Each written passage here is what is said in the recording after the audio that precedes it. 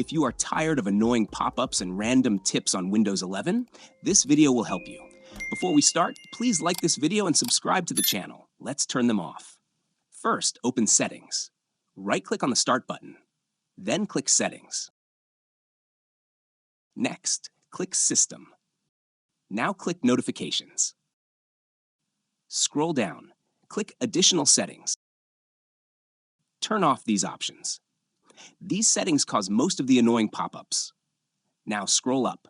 Under Apps and Other Senders, turn off notifications for apps you do not need.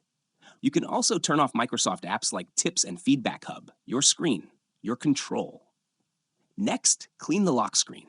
Go back, click System, then click Notifications. Click on Notifications to show more options. Turn off Show Notifications on the lock screen. Show reminders and incoming calls.